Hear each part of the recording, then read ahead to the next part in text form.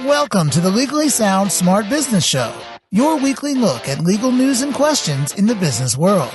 Here are your hosts, Nasser Pasha and Matt Staub. Welcome to Legally Sound Smart Business. This is Nasser Pasha. And this is Matt Staub. And welcome to our second episode. Very excited to move on. We actually made it to the next episode, and I hope you guys enjoyed the last one. We have Matt Staub here, finally on a right mic. Yeah, there's a little incident last time. I had a mic set up, but apparently I was not recording through the mic. It was recording through my speakers in my laptop. My voice doesn't always sound that bad, but it should be a lot more clear this episode and moving forward. You know, it would be funny if we did the same thing and it's still not clear, but people didn't notice, I don't think. Our sound guy cleaned it up pretty nicely and did a good job on that, I think. Yeah, I agree.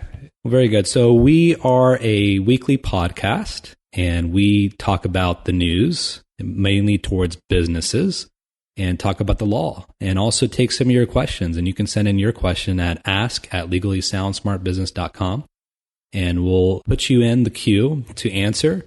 We'll make it anonymous to protect your identity, and also let us know some of the details. For example, we got some questions, but we had to follow up, so to know what kind of business you're in and get a little more details to help answer the question.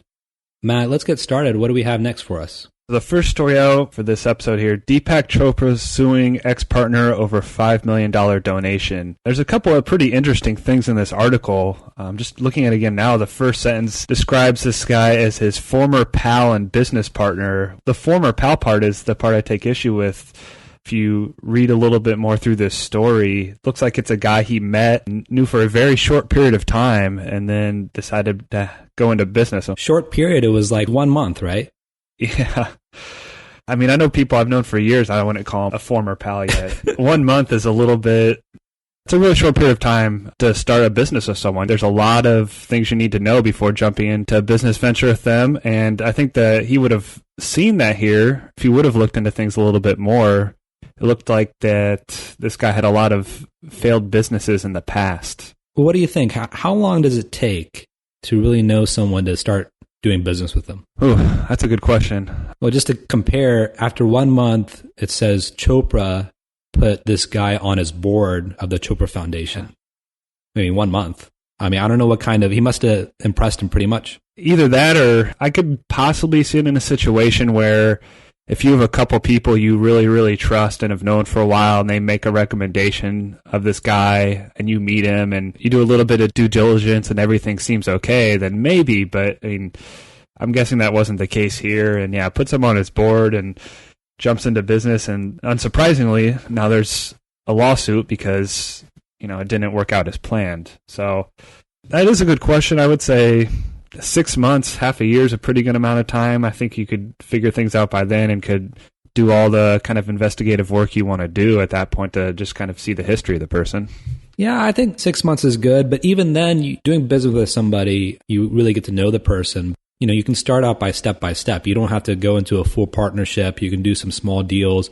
But this guy, Dr. Chopra, could have easily done a background check. It says, a look into Walsh, this is after a lawsuit's filed, by the way, revealed a trail of unsuccessful, abandoned, or failed companies and projects, lawsuit judgments, fully discoverable, liens and bankruptcies, of course, even more discoverable.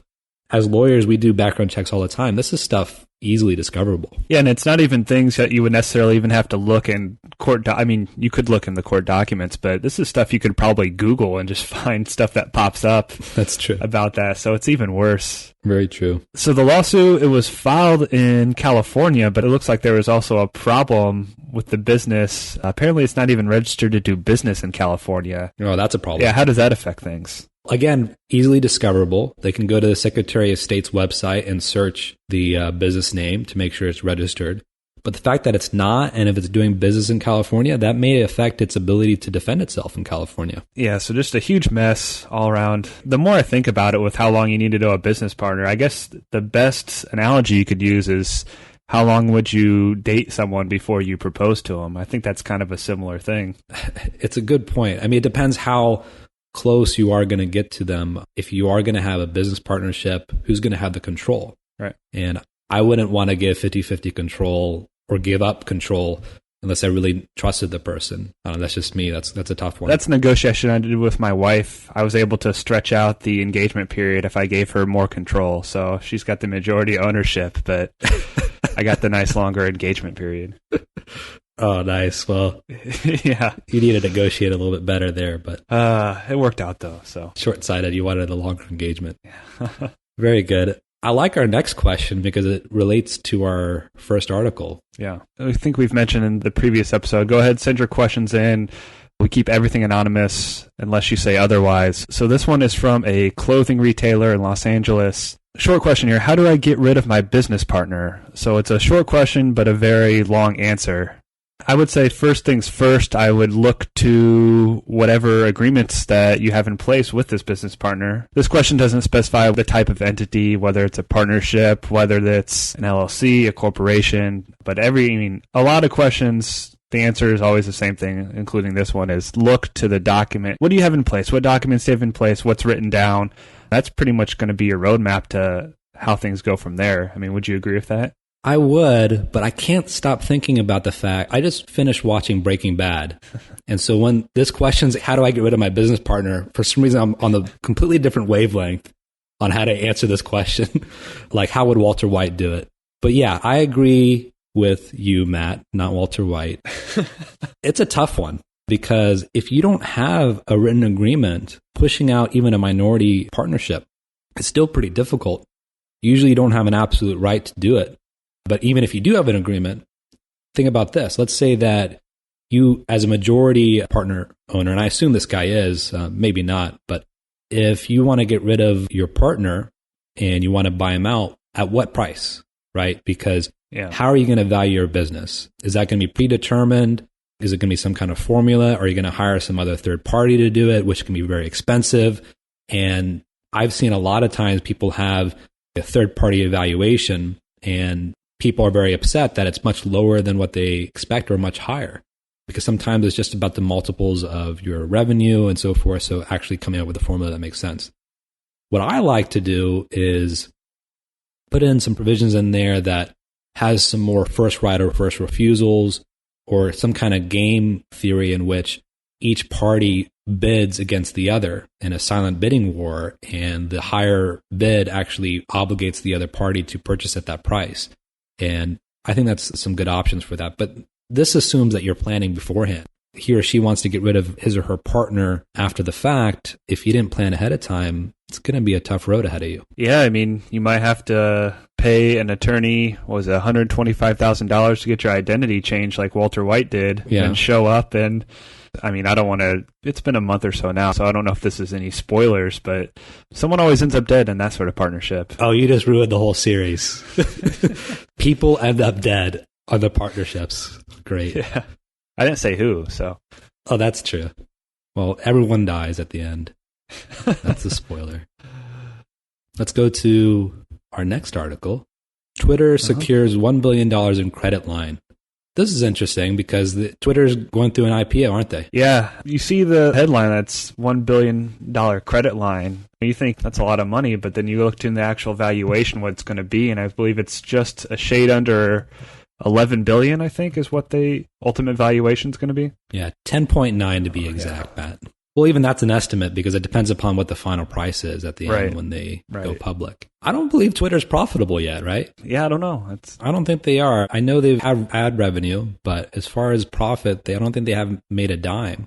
These high-profile IPOs are always interesting. The last big one was Facebook, but I think this might beat out Facebook in its IPO. I'm not sure. It's even more interesting because I think at least at that point when Facebook went public, they had more, I mean, they've had income generating pieces in place for a while now. That's true. Even if it started off those silly $1 gifts that you could buy people 7 years ago or whenever that was. But they took a lot of heat for all the ads that they put up. We have clients that advertise on Facebook all the time, but I don't know any that have actually advertised on Twitter.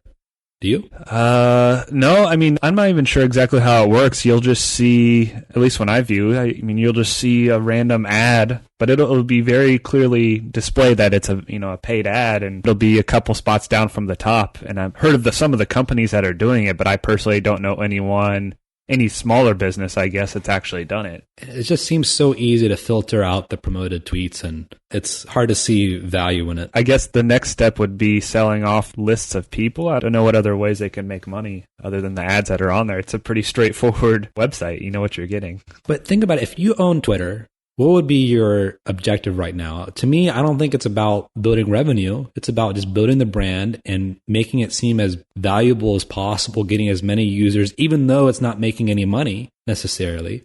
And so this is the reason why, and I've had this discussion with my family myself, is I just don't see the real value to bringing this public, and where's this money going to go to? It's just going to go to the original investors once they're able to sell their shares 6 months down the line. Right. Next question. What do we got? Okay, this one comes from a personal coach consulting firm here in San Diego. My employee signed a non-compete, but I heard they were illegal in California.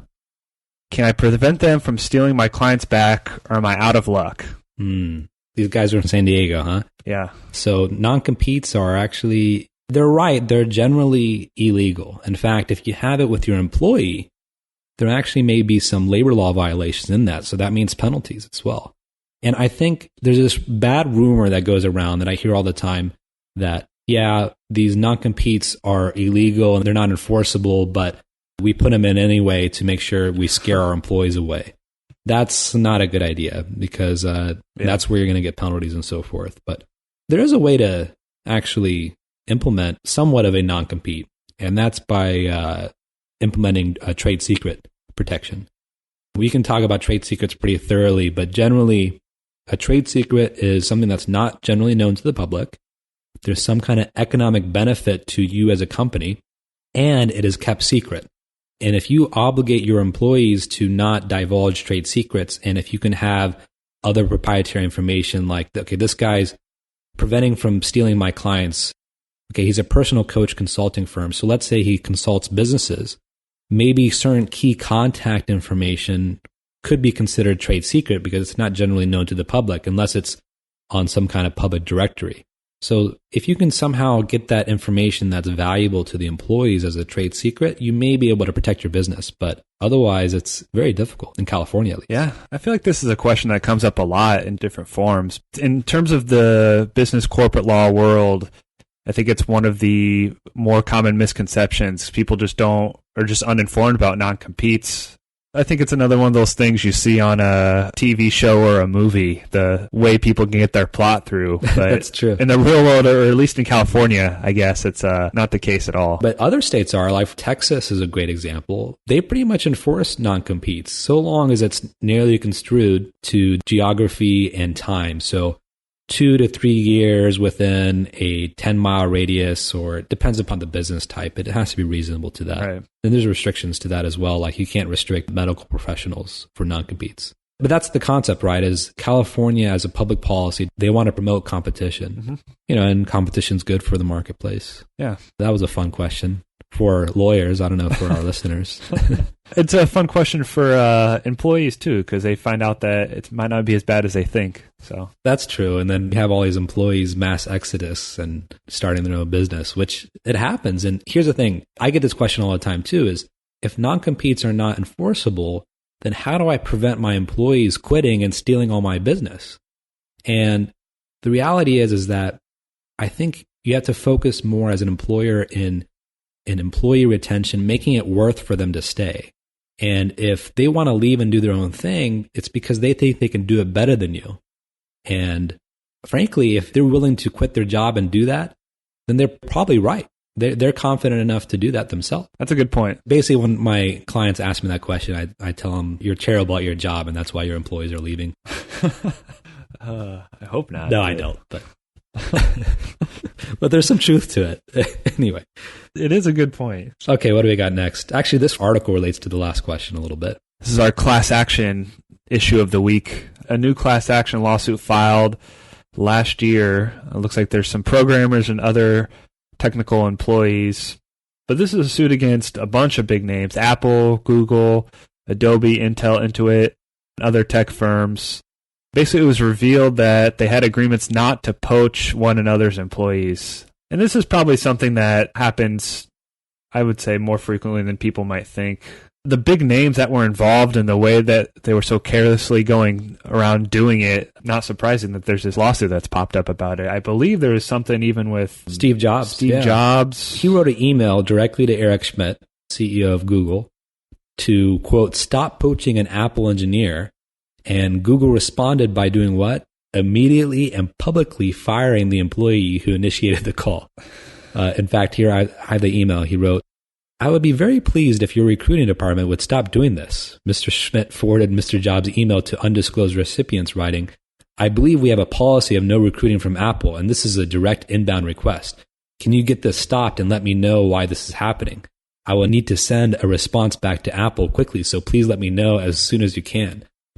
I mean, look how anxious he is to respond to Apple. Like, they sent me an email. I got to respond quickly. Doesn't sound like the Google-Apple rivalry that we know of. Yeah, this is pretty interesting. Like I said, it's kind of eye-opening. I'm not surprised this went on, but just to see it actually in writing and see the things that were said, and like I said, it was so carelessly done. It's just that's a little bit eye-opening to me from these obviously really smart, intelligent CEOs, business owners. Sure. Well, of course, you're taking the business representative attorney perspective and looking out for the interests of the businesses. Why did you put this in writing? And I totally agree with you on that. But then it reminds me of the last question, where non-competes are not enforceable because they want to promote competition. This is the exact opposite. And I understand basically what they're doing is they're getting together to make sure that there's not a bidding war for these employees and for these tech employees that are hard to find. And I know people listening right now, if you have a startup company or something like that, that poaching employees is a big deal, that it's very common for your competitors, once you have a great programmer or a great marketer, that they're going to be attracted to your competition. And so basically what we have here is they're fixing the game. And I can see how the employees see this as pretty unfair. Yeah. It'll be interesting how this one turns out. Yeah, we'll see. Intuit chairman of the board, Bill Campbell, requested that Intuit be fully added to the do not call list. Please confirm that you are okay to the modification of the policy. Very interesting. I thought that's so funny. Yeah. All right, let's go to our next question. All right, this is a long one. It's with multiple people involved. Pay attention this time. This is from a radio listener in Maryland. My roommate hosts a sports talk show on my college radio station in Maryland. While he was on the air, I sent him a Facebook message saying I'd give him $5 if he closed the show with the following line. There is no glory so great that it overcomes the tragedy that is living in Chicago. Specifically, there is no glory so great it makes deep dish pizza okay. Ooh, okay. What does that mean? Read that one more time. What is that? There is no glory so great that it overcomes the tragedy that is living in Chicago. Specifically, there is no glory so great it makes deep dish pizza okay. Is this some kind of like poem or a riddle or something or what? I don't know. It's you and I are both originally from the Midwest. Chicago's a pretty nice city. I don't really get the tragedy of living there. I know the winters are pretty brutal with the cold and the wind, but the other seasons are pretty enjoyable. Well, it seems like the big attack is on deep dish pizza, right? Now, I know you're a pizza guy. How would you rate 1 to 10 deep dish pizza from Chicago? If you're just rating the deep dish pizza from Chicago, it's a solid 10. But if you're talking deep dish versus thin crust New York style, it's a little bit different. I mean, this person is East Coast, so they're going to be favoring the thin New York style. I personally I like both, but I personally like the thin crust New York style better. But okay. Nothing beats on a cold winter day some deep dish pizza. A whole slice is basically a meal. Yeah, I've had it once, but I was unimpressed. But okay, so I totally interrupted your question. I couldn't get past it, so. It was a pretty weird request that... Yeah, so you wanted him to say this line for $5, and then what did he say? This is coming from the listener. I tell him, say this on the air and I'll give you $5. The host responds, can I say that you told me to say it? He responds, please do, but then it's for free. So basically, you say this line at the end of your show, and then he responds, okay, but can I say that you told me to say it? And then he says... Okay, yeah, but then I'm not giving you $5, basically. Right. Okay, got it. So the listener says, no, it's off the table, and the roommate/host responds, too late. So that dialogue happened, and eventually what happens is the person who wrote in says he hears the line on the show, not giving him the credit for it. And here's where it gets complicated. No, it was complicated with the first sentence. There is no glory so great that it overcomes the tragedy that is living in Chicago. That's when it got complicated. Yeah, that is true. So from the listener's point of view, listening on the show, it says he took the deal off the table before he said anything, but there's a delay on the broadcast. From his point of view, he accepted the original deal, said the line, and then time to renege. Where do we stand? Does the delay matter? Does his question, can I say that you told me to say it, qualify as a counteroffer that I then refuse, invalidating my first offer? Is this a verbal or written agreement? Are Facebook messages even legally binding? Can Superman get to Lois in time? I guess I should have mentioned at the beginning this was I think I did mention it was a Facebook message, so it wasn't just a conversation that they had in person. So it actually was something in writing, technically. This questioner is obviously having a little fun. I mean, I think Matt and I debated whether to do this question because, I mean, $5, obviously, I don't know, he's getting hung up on it, but the question is, okay, what if this was $5 million? How would we answer this question? Because maybe that's a little bit more significant. Yeah. So first question is, where do we stand? Okay, do they have a binding agreement? Let's forget about whether it's a verbal or written for now. Yeah. If you look at the dialogue back and forth, it looks like there was an offer, no acceptance, but then a counter offer, and then he says no, and then he tries to go back on the original offer. So in my view, I don't see where the acceptance was. Once you counter, that's not acceptance, that's a counter. Yeah, because the host says, okay, can I say that you told me to say it? And then he responds, please do, but then do it for free. And then the host says, no, that's okay, I'll do it for $5. Basically saying, okay, I'll accept your original deal. And that's when, of course, this listener says, no, that's off the table. But the roommate does it anyway. I know it's silly. If there's any lawyers listening to this right now, they're probably thinking about law school. Yeah. Because, you know how law school, what they'll do, whether it's the books or some student, they'll raise their hand and come up with some crazy scenario that will never happen. And this sounds like a crazy scenario that never happened that actually did. So, because there's so many issues here, because also one thing we didn't talk about, what about the fact that the listener actually benefited from him saying it on the air? So he did do it, but just didn't do it on his terms. So how much is that worth? And is there some kind of unjust enrichment here? And we can go on with that, but I think, Matt, you're right that I don't think there was an offer and acceptance classically. So from a classical agreement standpoint, there was none, right? Right, I agree. And I don't think he has to worry about getting benefited because he basically crafted the most confusing 2-line poem ever constructed. So that's true. But again, what if it was $5 million, right? And, right. You know, let's say it was on a big show, big radio show that actually has quite a number of listeners like ours. And someone asks us to say this question or say this statement and they'll give us $5 million. And then we do, but we don't do it exactly how they want. I would feel like we were owed something because our airtime is worth money. Right. And maybe we can put some value to that. That person that sent in that statement was unjustly enriched by being permitted to be heard on our show. Yeah, that's it. This reminds me of Michael Scott's golden ticket thing on The Office when he comes up with the golden ticket idea. And he thought it backfired, so he makes Dwight take credit for it. Then Dwight ends up benefiting. It's the whole thing. But. Yeah, Jim asks, does it say limit one per customer? And he's like, no, it doesn't. Okay. Great. So we just lost our profit from our biggest client. Yeah, you're right. That ended up benefiting. So.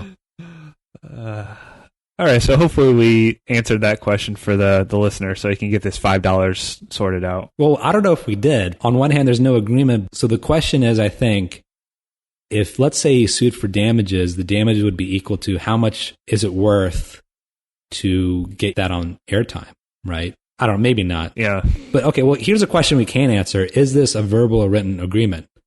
Okay. Every state's different, but most states, if there's an electronic transmittal, email or Facebook messages or even text messages, it can be considered a writing. It also depends upon the intent of the parties, especially there's a lot of types of agreements that require a writing and a signing. So for example, property exchange, it's called a statute of frauds. And so they would actually consider this a writing, but there are some types of instruments like wills that actually requires paper and pen. That can be different. So is this particular exchange a verbal or written agreement? Well, first of all, we're not sure if it's an agreement, but if there was an agreement, it'd be written. Yeah. Very good. All right. Well, that was fun. What else do we have left? Oh, this is a good article. Go ahead. Yeah, we have one more. SEC placing restrictions on crowdfunding. These are proposed rules, right? This is nothing set in stone yet. Yeah, they're proposed rules. I think they were passed or presented a week ago or so. Okay. So last year, or I should say in 2008, or no, I think it was in 2012, the Jobs Act was passed, and this opened up all these crowdfunding sites and allowed new companies, mostly through online fundraising efforts by startups, to raise small amounts of money. And there was a lot of people wondering, okay, how is this going to be regulated? Because, as you know, when you raise funds for your business, it's regulated by the SEC, especially anything public. And so in this case, there weren't any SEC guidelines, and they just came out as proposed. So in 90 days from whenever it came out, it's going to become effective. But there's some interesting restrictions here. Basically, they put caps on it, right? Yeah, there's some restrictions that got placed down. I'm trying to pull up the specifics here. Companies would only be able to raise a maximum aggregate amount of $1 million in a 12-month period. Said would only be permitted to invest up to $2,000 or 5% of their annual income or net worth, whichever is greater. These other crowdsourcing sites like Kickstarter or whatever, how are they going to verify that these users fall into this category?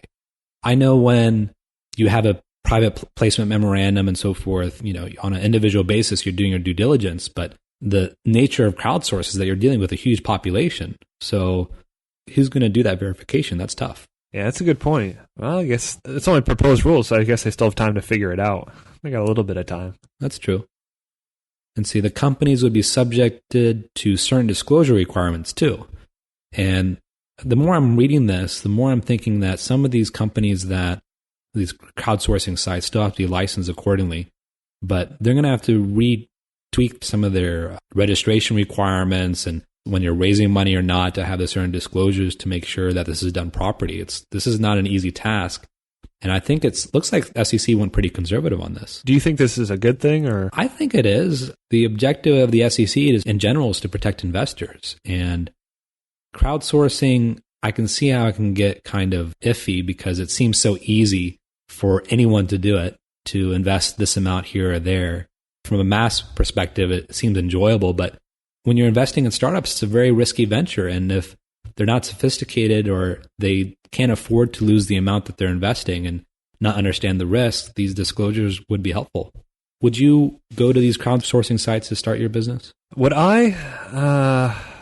I don't know. Probably not. I mean, I think it'd be, if I had a list of a hierarchy of where I'd want to go, it'd probably be towards the bottom of the list. But I mean, for some people, it could really work. Yeah, especially people that, let's say if I have a product or service that I'm trying to reach the masses anyway, I've seen a lot of companies on Kickstarter, they use Kickstarter not only to raise money, but also gain awareness in itself, right? Everyone that invests basically becomes customers of your service or product. So that's pretty cool. Right. It's like the Shark Tank model of just getting mass publicity. That's true. I've never invested in a crowdsource.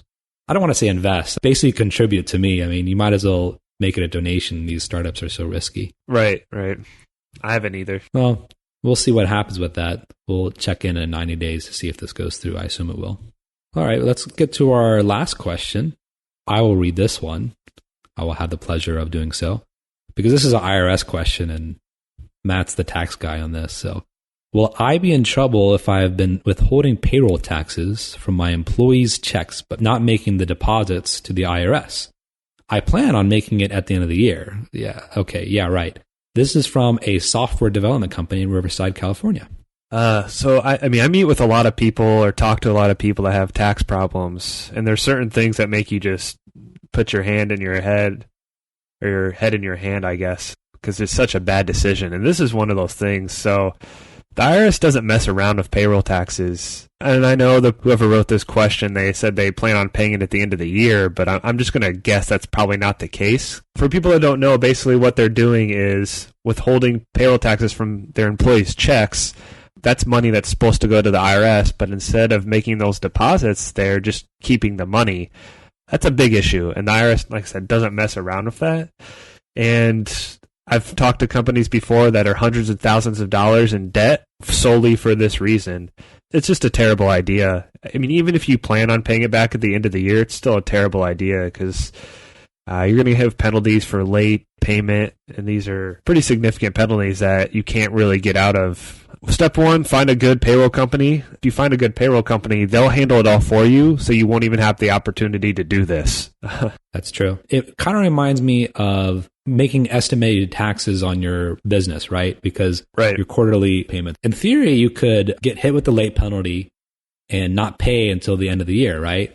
Right. But of course, if you're doing that, that probably means, like you mentioned, that probably means that you need the cash anyway.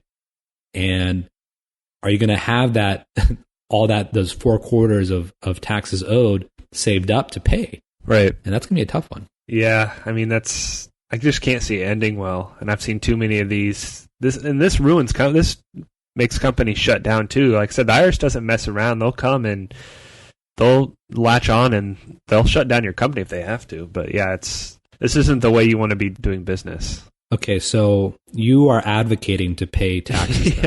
Yeah. I think it's a good idea, especially when you're withholding money from your employees' checks. You should definitely be paying that money over. Yeah, I'm an advocate of that. That's good. So an advocate of the law, which is good as an attorney. Not Wesley Snipes or one of the other well-known people. I mean, those are individuals, but yeah, you get the idea. I don't know how many times we keep hearing those people that get arrested for tax evasion because they make this argument that it's not constitutional. And whether they have a legally sound argument or not, it seems as though obvious that that's not going to be a defense, right? The thing that people say a lot is like, oh, no taxation without representation. That was just a phrase that was said. That's not in the Constitution. So that's usually a pretty terrible argument. But I don't recall anyone ever winning on the sort of, what it ends up being is tax evasion. But no one ever wins in that. It's just terrible. Well, if they did, then no one would pay taxes, right? I mean, it would just take one case. Right. He got away with it, so I guess now I don't have to pay either. Right. Yeah, it would just be the biggest mess ever. All right, so that's our show. Make sure to send in your questions for next week, and we'll try to answer it at ask@legallysoundsmartbusiness.com. I'm Nasser Pasha. And I'm Matt Staub. And this is Legally Sound Smart Business. Have a good week. This has been the Legally Sound Smart Business Show with your hosts, Nasser Pasha and Matt Staub. The Legally Sound Smart Business Show is your weekly look at legal news and questions in the business world. Legally Sound Smart Business is a podcast that is intended but not promised or guaranteed to be current, complete, or up to date, and should in no way be taken as an indication of future results. No attorney-client relationship is created by listening or submitting questions to the podcast. The podcast does not constitute legal advice, but rather is offered only for general informational and educational purposes. You should not act or rely on any information in the podcast without first seeking the advice of an attorney. The opinions expressed in the podcast reflect the views of those individuals and do not necessarily represent the views of any other individual or business. For more information about the Legally Sound Smart Business Show, visit legallysoundsmartbusiness.com.